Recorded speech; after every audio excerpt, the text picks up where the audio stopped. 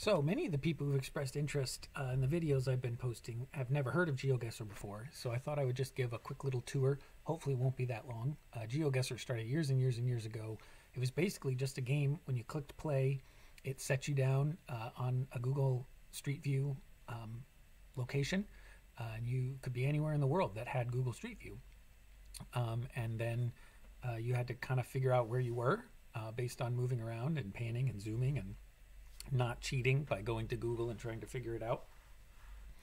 The closer you got to where you actually started, the higher your score, up to 5,000 for each location. There's 5 locations in one game, total of 25,000.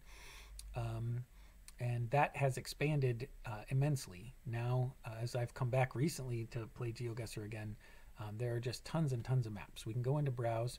These are the Geoguessr the formal official maps that exist, and they're basically, the world is every place on Google Maps. But sometimes you get weird locations that somebody just took the picture of their front yard and it's not connected to the rest of the map, or there's super blurry, and so some users have come on and used the map making feature to make some other ones. So a diverse world is sort of the most common world map to use, because they've gone through and up to 52,000 locations that are actually usable. And they've kind of cut out a lot of the bad ones.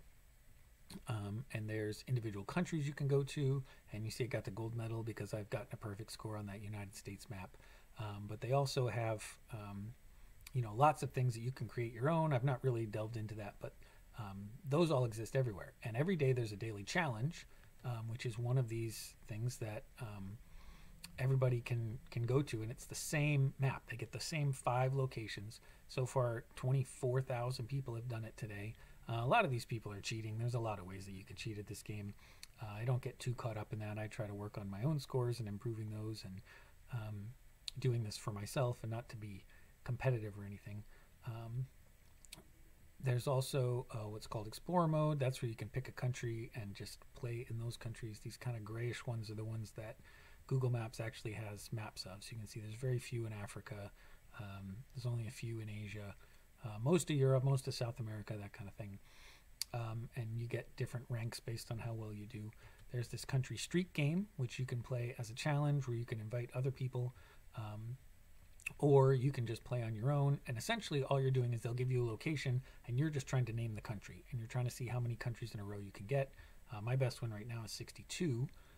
This also is a good place to show these default settings. So you can limit and make it harder to play the game. So the default settings, you can move anywhere, you can pan and zoom, and there's no time limit. You can take hours if you want to try and figure out where you are. Or you can use the slider to create time limits for each location. You can also limit your moving. So no move means that you're stuck in one spot, but you can still spin around and zoom in on things. No move, pan, or zoom is the most difficult setting, which means it's just a static still image, and you try to figure out where that is. And the other game they have is this Battle Royal game, which I can just show you briefly. Is there a whole bunch of people play against each other. It's just random people who are in the game. There's 10 of us. You can earn points. You see the different point levels here based on how well you do in these games. When they pop up, you just try to figure out what country you're in as fast as possible. In the first round, all 10 people are able to move through, but as the rounds go on, it's like musical chairs, and they cut one person out until somebody's still alive at the end. We don't need to worry about finishing that. You don't lose points for cutting out.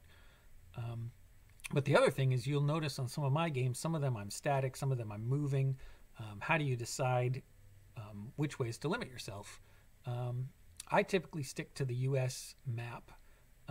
And I do the US no blurry because this site called Geotips, it's geotips.net, keeps records for a lot of these things. So like this top one is solo no moving country streak. So that's where you're stuck in one spot. You can spin around, you can zoom in and out, but you can't move from that location.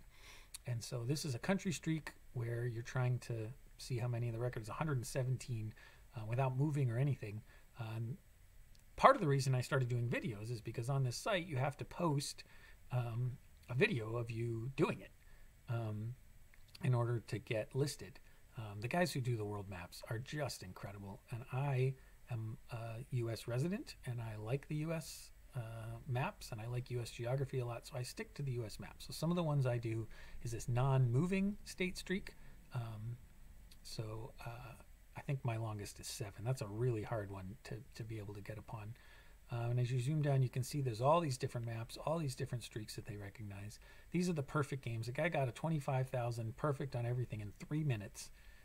That's what I mean when I say these guys are good. They are really good. So here's the USA speed run. I posted one of those videos where I had just under 11 minutes.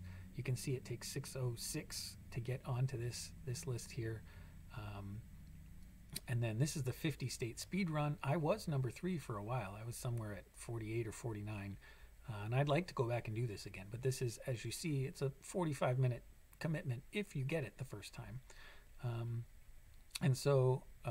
These are all on here. And we've also got some of these no panning, moving, or moving, panning, or zooming, which is what I've tried to do. You can see here I've gotten over 20,000 with this on the US map, but I have not been able to get up to this 22.2 as we have them here. So that is kind of the overview of what Geoguessr is, and if you want to explore it, I would highly suggest doing that.